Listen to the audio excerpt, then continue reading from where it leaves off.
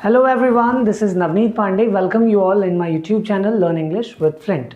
So friends, जैसा कि आप लोग जानते ही हैं कि हमारा टेंस का जो है सीरीज़ चल रहा है।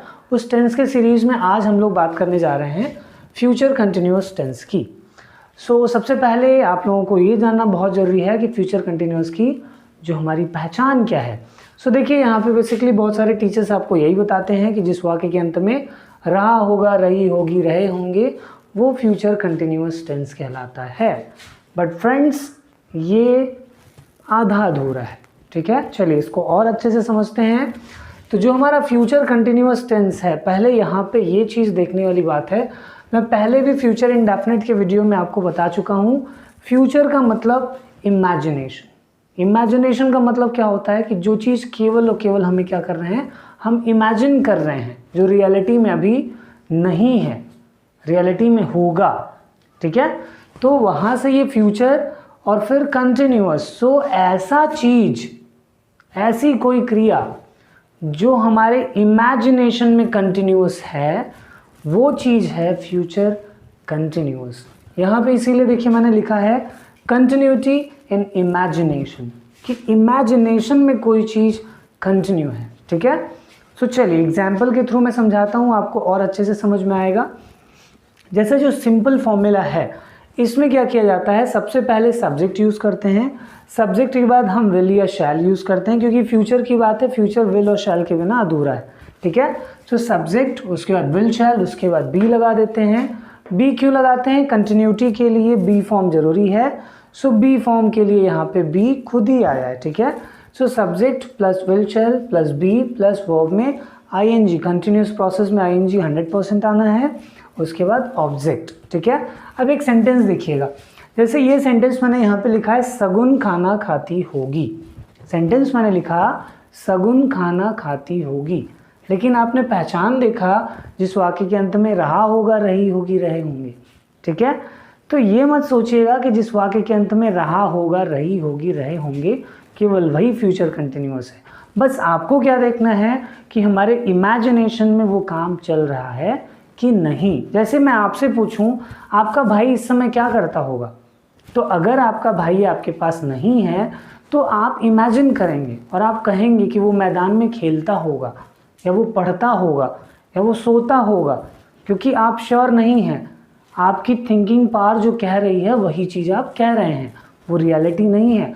आप कह रहे हैं वो पढ़ता होगा, हो सकता है वो व्हाट्सएप पे चैट करता हो, ठीक ना।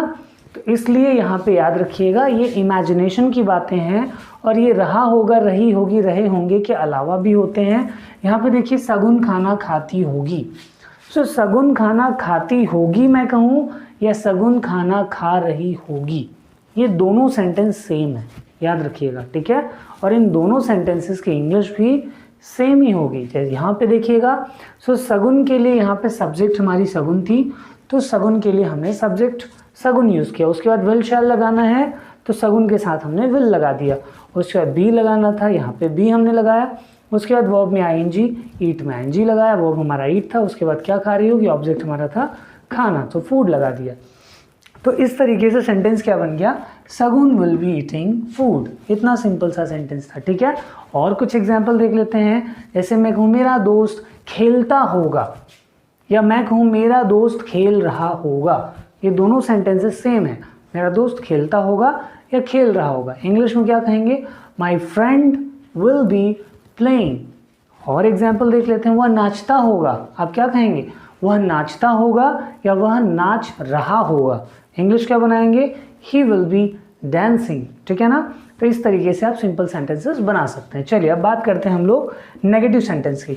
तो इस नेगेटिव सेंटेंस में देखिए सबसे पहले क्या यूज़ करते हैं हम लोग, सब्जेक्ट, उसके बाद विल शैल, उसके बाद नॉट, उसके बाद बी, उसके बाद वर्ब में आईएनजी, उसके बाद ऑब्जेक्ट। सिंपल है। चलिए एग्जाम्पल देख लेते हैं।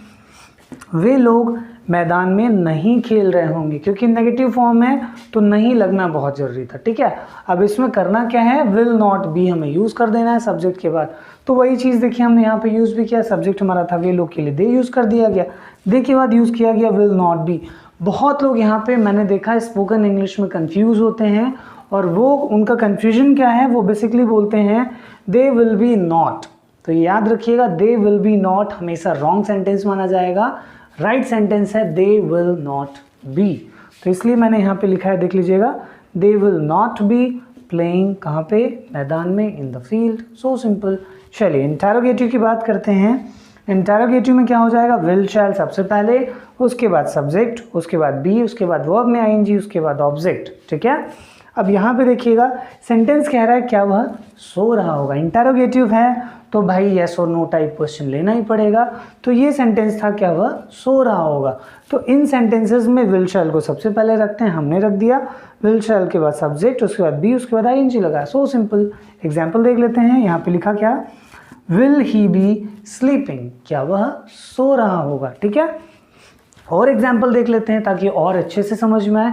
क्या वो पढ़ रहा होगा, विल ही बी स्टडिंग, क्या वह सो रहा होगा, विल ही बी स्लीपिंग, क्या वह दौड़ रहा होगा, विल ही बी रनिंग, क्या वह खाना खा रहा होगा, will he be eating food. ठीक है, इस तरीके से आप बना सकते हैं। चलिए नेक्स्ट देख लेते हैं। नेक्स्ट है हमारा इंटरोगेटिव नेगेटिव सेंटेंस। तो इंटरोगेटिव नेगेटिव सेंटेंस में क्या हो जाएगा, विल शैल के बाद सब्जेक्ट, के बाद नॉट, के बाद बी, के बाद वर्ब में आईएनजी, के बाद ऑब्जेक्ट। इतना सिंपल सा है। सेंटेंस देखते हैं, ये थोड़ा मैंने छोटा लिखा, हो सकता है आपको अच्छे से ना समझ में आए यहाँ पर। सो मैं जो बोल रहा हूँ उस पर ज़्यादा ध्यान दीजिएगा आप लोग। ठीक है, तो सेंटेंस कह रहा है क्या तुम नहीं पढ़ते होगे या क्या तुम नहीं पढ़ रहे होगे। तो यहाँ पे आंसर क्या आया, will you not be studying. ठीक है, सो यहाँ पे ये क्वेश्चन मार्क होना चाहिए था।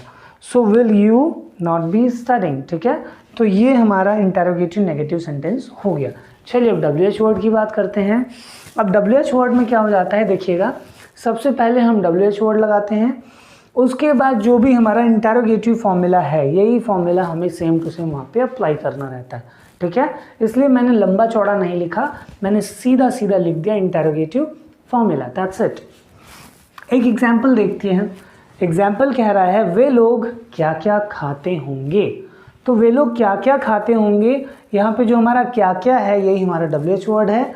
अब लोग एक क्या के लिए तो समझते हैं व्हाट, तो दूसरे क्या के लिए याद रखिएगा हम लगाते हैं ऑल। क्या क्या, कहाँ कहाँ, तो ये दूसरा जो कहाँ था उसके लिए हम लगाएंगे ऑल। ठीक है, सो व्हाट ऑल, यहाँ से WH वर्ड बन गया। उसके बाद हम इंटरोगेटिव फॉर्मूला, यहाँ से देखिए विल शैल सबसे पहले यूज़ करना था, यूज़ कर दिए, उसके बाद सब्जेक्ट यूज़ करना था, यूज़ कर दिए, उसके बाद बी यूज़ करना था, ये देखिए यूज़ कर दिए, उसके बाद वर्ब में आईएनजी यूज़ करना था, यहाँ पे हमने भी वर्ब में आईएनजी यूज़ किया। ठीक है, सो इस तरीके से वे लोग क्या क्या खाते होंगे, what all will they be eating, simple. लेकिन इसका एक एक्सेप्शन है, उसकी बात कर लेते हैं। एक्सेप्शन में ये सेंटेंस देखिएगा, आपको बहुत इंपॉर्टेंट है। ऐसे सेंटेंसेस में मैं देखता हूँ स्टूडेंट्स बहुत ज़्यादा कंफ्यूज रहते हैं, तो आपको कंफ्यूज नहीं रहना है। ठीक है, देखिए क्या है, कौन कौन मेरी बातों को सुनता होगा। यहाँ पे देखिए जो सबसे इम्पॉर्टेंट बात है वो ये है कि कौन कौन जो है वो हमारा WH वर्ड भी है और साथ ही साथ सब्जेक्ट भी है। तो जब ये दोनों चीज़ों का काम कर रहा है तो यहाँ पे सब्जेक्ट जो हमारा रहता है इंटरोगेटिव फॉर्मूले से, ये सब्जेक्ट, तो इस सब्जेक्ट की उपयोगिता नहीं रह जाती है। क्यों नहीं रह जाती है, क्योंकि हु अपने आप में सब्जेक्ट भी है और अपने आप में WH वर्ड भी है। इसलिए देखिए यहाँ पे हु के जस्ट बाद हमने विल बी का यूज़ किया। So who will be listening to my words. ठीक है, ये चीज़ बहुत इंपॉर्टेंट था। ओके, आशा करता हूँ ये चीज़ अच्छे से समझ में आए आपको। नेक्स्ट देखते हैं WH नेगेटिव सेंटेंस। अब WH नेगेटिव सेंटेंस जो है वो WH वर्ड में इंटरोगेटिव नेगेटिव का फॉर्मूला जोड़ के सेम टू सेम डिट्टो जैसे ऊपर बनाया गया वैसे ही नीचे भी बनाना है। एक एग्जाम्पल इसलिए मैंने लिखा है, सेंटेंस देखिएगा। सेंटेंस कह रहा है हम लोग किसको नहीं पढ़ाते होंगे। तो सेंटेंस किसको के लिए हमने यूज़ किया हुम। हुम मतलब किसको। So whom will we not be teaching, हम लोग कहाँ नहीं जाते होंगे। Where will we not be going, हम लोग क्या नहीं खाते होंगे। What will we not be eating. इस तरीके से ये सेंटेंसेस बनते हैं और इस तरीके से आज का हमारा फ्यूचर कंटिन्यूअस समाप्त हुआ। आशा करता हूँ ये आपको फ्यूचर कंटिन्यूअस टेंस बहुत अच्छे से समझ में आया। और आज के लिए that's all, thank you so much, bye bye to you.